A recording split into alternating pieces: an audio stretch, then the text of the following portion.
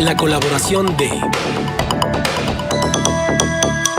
Diana, ¿cómo estás? Bienvenida, buenos días. Gracias, Marcela. Juan, buenos días. Buenos días al auditorio. Contenta de poder compartir una semana más algunas reflexiones con ustedes y con el público que nos escucha. Bueno, el día de hoy me gustaría traer a la mesa algunos datos sobre el asunto de las consultas ciudadanas.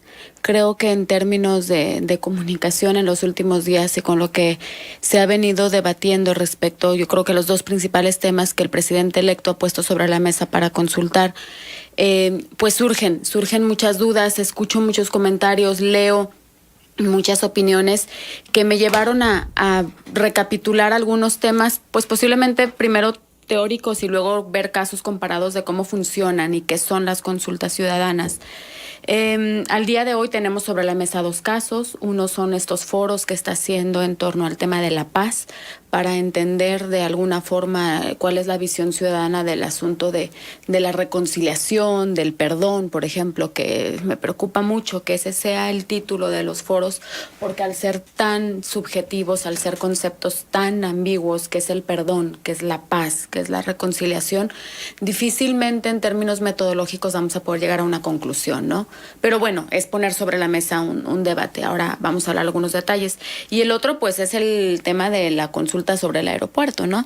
Que todavía no sabemos bien en qué consiste, qué va a ser y cuál es la metodología. Pero bueno, yo quiero poner sobre la mesa varios puntos. El primero es que, en principio, estos asuntos de las consultas ciudadanas son parte de un modelo, digamos, más evolucionado de conformación política democrática, que es la democracia deliberativa. La democracia deliberativa es un modelo sobre el que se ha teorizado, sobre todo desde la segunda mitad del siglo XX para acá, en democracias más avanzadas y más consolidadas, como un modelo donde los ciudadanos pueden tomar decisiones sobre asuntos que les afectan directamente y que esas decisiones sean vinculantes, es decir, obliguen a los gobernantes a actuar, a diseñar y ejecutar política pública en función de lo que se haya decidido. En principio, la democracia deliberativa tiene...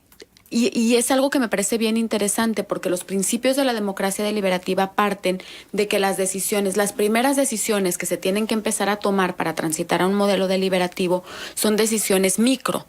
Es decir, por ejemplo, la teoría de la democracia deliberativa dice, a ver, empecemos por hacer comités de vecinos, donde el comité de vecinos, bajo metodología y bajo reglamentos que ellos mismos hayan decidido, debatan, discutan y decidan juntos, por ejemplo, un presupuesto específico que el gobierno haya etiquetado para una obra en su colonia.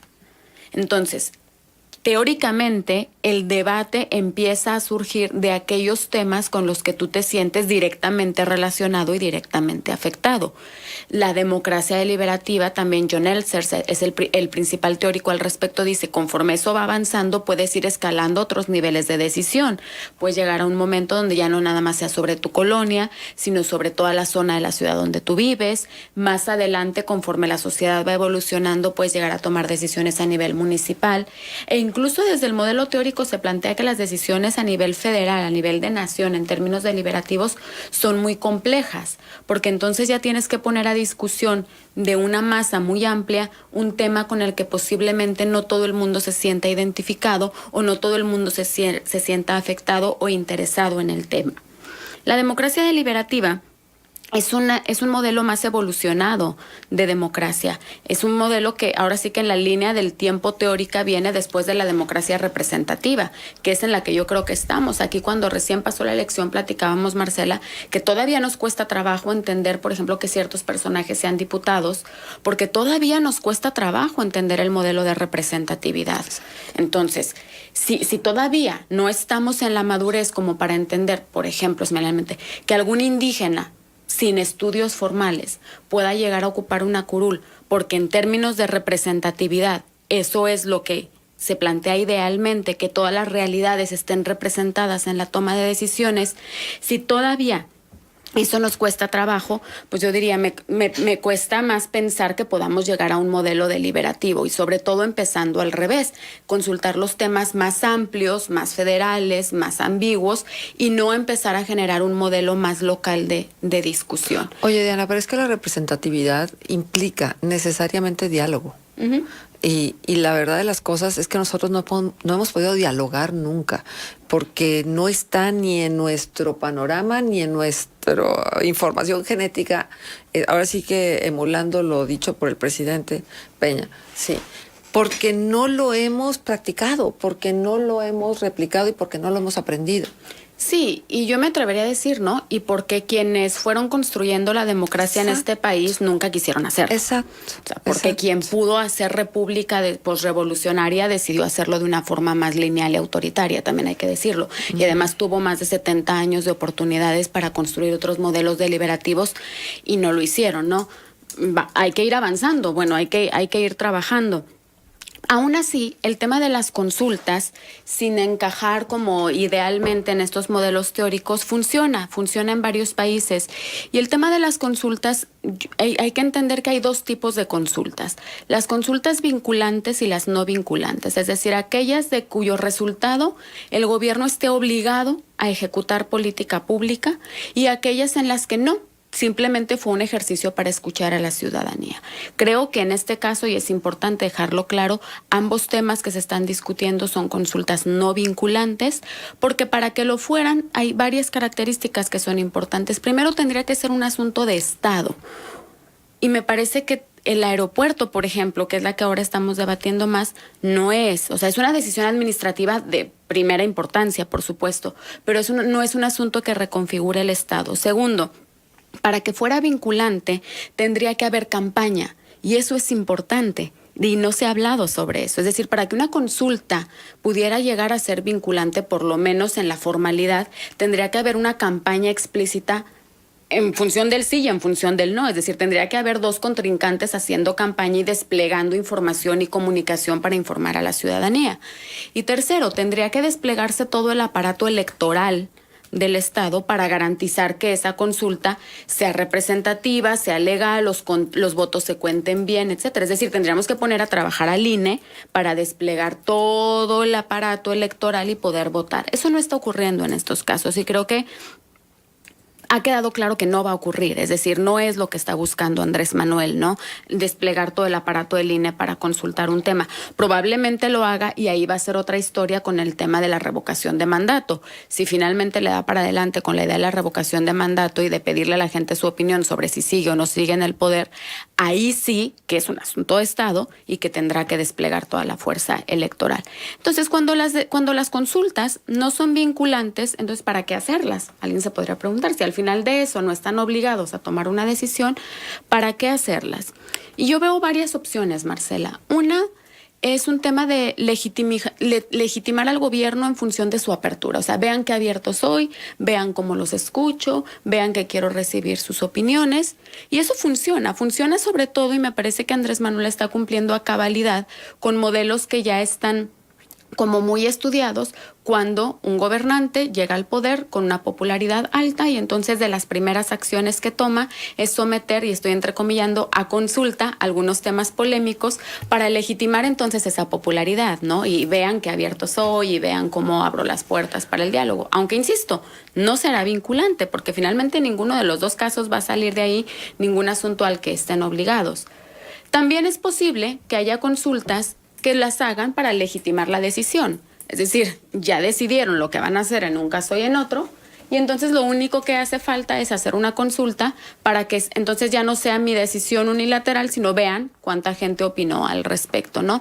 En ambos casos creo que es un asunto más de percepciones que de metodología. En los casos en los que está planteando Andrés Manuel, tanto en los foros como en la posible consulta del aeropuerto, ha quedado claro que no hay una metodología establecida, ha quedado claro que no se tiene específicos resultados esperados de las consultas, no se han entregado informes, por ejemplo, después de los foros, las minutas o las memorias no han sido, por lo menos yo no he tenido, las he buscado como sistematizadas. Pues, pero sí, seguramente están esperando a que concluyan los foros, pero lo ideal sería que ya hubiese este alimento de la información en las plataformas para que nosotros pudiéramos saber cuáles fueron las conclusiones que tuvieron en Ciudad Juárez, qué conclusiones llegaron en el foro que se hizo aquí, por ejemplo, y que entonces eso nos fuera dando una luz si hay comunes denominadores o si, por ejemplo, en el norte hay una visión de lo que es la pacificación muy distinta a lo que es el centro y el sur del país,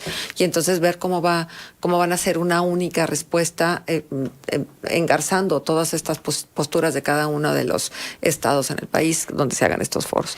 Pero mira, yo creo que las consultas populares son magníficas, pero no entendemos cómo se llevan a cabo, porque te voy a decir, alguien decía, es que van a ser a mano alzada. Digo, ¿en qué cabeza cabe si que tú vayas a discutir lo que tiene que ver con el aeropuerto de la Ciudad de México, aspectos técnicos, aspectos financieros, corridas, lo que tiene que ver con la recuperación de la inversión, lo que tiene que ver con la afectación al Producto Interno Bruto del país, lo que tiene que ver con la recuperación tal vez a través del flujo de turístico, a cuánto asciende la empresa sin chimeneas, lo que nos deja, o sea, es una cantidad de variables y de aspectos que no es tan fácil como que yo diga, no, pues a mí se me hace como que no, a mí yo creo que no está bien, y alzo la mano y digo que no está bien. Eso no es una consulta popular. No, por supuesto, porque ahí hay un asunto de metodología fundamental, Marcela. Yo pensaba hace unos días, ok, supongamos que sí intentan formalizarlo, que estoy convencida de que no va a ocurrir, y que despliegan todo el aparato del INE y tenemos que ir a una casilla y tenemos que tachar una papeleta. Hay una pregunta clave en las consultas, Marcela. ¿Cómo planteas la pregunta? O sea, ¿qué vas a preguntar? ¿Está usted de acuerdo con que se haga o no el aeropuerto? Me parecería la peor forma de plantear la pregunta. ¿Está usted de acuerdo en que se tendría que buscar otra alternativa para gastar menos? O sea, ¿cómo vas a plantear la pregunta? Me parece, por eso es bien importante y por eso... O vas a decir, son tantos miles de millones de dólares los que se van a invertir. ¿Está usted de acuerdo con que se invierta esta cantidad? No. Exacto, porque no hay un planteamiento adecuado, pero insisto. O la otra pregunta, Carlos Slim es el principal beneficiario del aeropuerto de la Ciudad de México. ¿Está usted de acuerdo que se haga?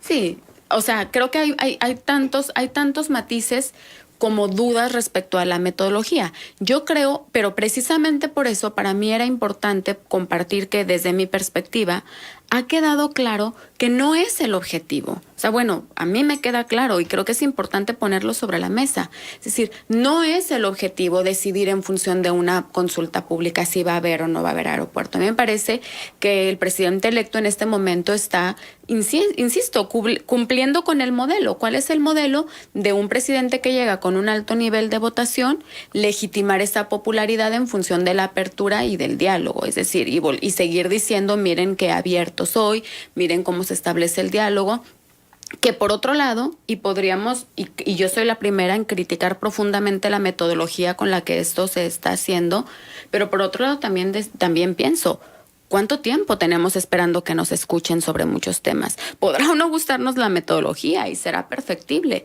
pero venimos de décadas pidiendo que se abran foros. Es decir, yo pensaba ahora en semanas pasadas, Marcela, que sobre todo en Juárez, que los representantes de las asociaciones de víctimas fueron tan duros con Andrés Manuel y que aquí mismo se supo que los representantes de víctimas tuvieron una postura bastante dura.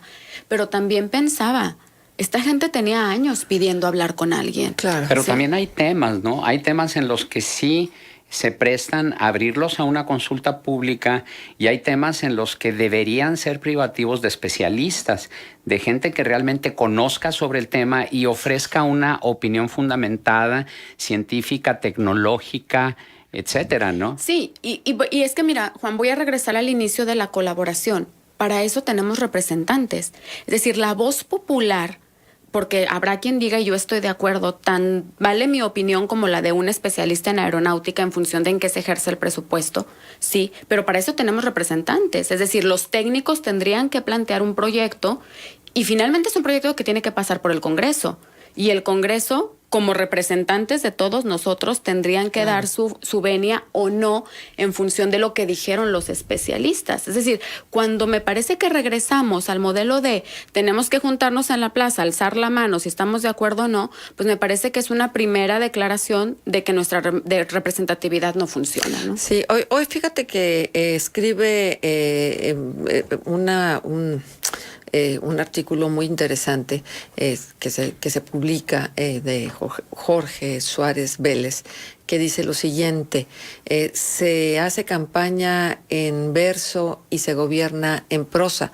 No siempre tiene sentido partir esta agenda en pedazos y mucho menos lo tiene someter al pueblo al inmerecido yugo de elegir sobre temas complicados que requieren de amplia especialización para comprender lo que está en juego. Al presidente electo le tocará fajarse los pantalones y tomar decisiones no siempre populares sobre las cuales la historia lo evaluará. En esta no es un atenuante el que haya tenido el aval de una consulta popular. Me preocupa sobremanera entender qué está motivando al tabasqueño a insistir en propuestas cuya falta de sentido empieza a apreciar. AMLO y su equipo se están disparando en el pie al perpetuar la incertidumbre sobre el nuevo aeropuerto, cuando ya la opinión de Mitre haría suicida dar marcha atrás. Igualmente van entendiendo que no existen los recursos para la descentralización de secretarías que propuso, y ojalá que aquí, a diciembre, comprendan que si lo que les preocupa es la seguridad energética, no es con refinerías como se debe de dar. Entonces, creo que ellos van a aprender a hacer gobierno, sí, pero con un patrón real y operativo para la cultura política mexicana, y nosotros vamos a aprender cuál es ese modelo. Sí, y que además es un patrón, Marcela, que no conocemos. O sea, yo pienso mucho en estas semanas, ¿no? Finalmente iremos aprendiendo juntos, porque hay por lo menos se dice, hay una voluntad de hacer gobierno de forma distinta en función del diálogo ciudadano. Bueno, nomás que hay que aprender a hacer cómo funciona eso, porque nunca lo hemos hecho. Y tendrán que aprender ellos y tendremos que aprender nosotros, ¿no? Bueno, pues muchísimas gracias, Diana, por gracias, tu colaboración. Marcela. Como siempre, un gusto tenerte aquí. ¿Nos dejas un punto de contacto? Sí, nos leemos en Twitter, @Diana Torres, Diana es con Y, 2 S al final. Gracias.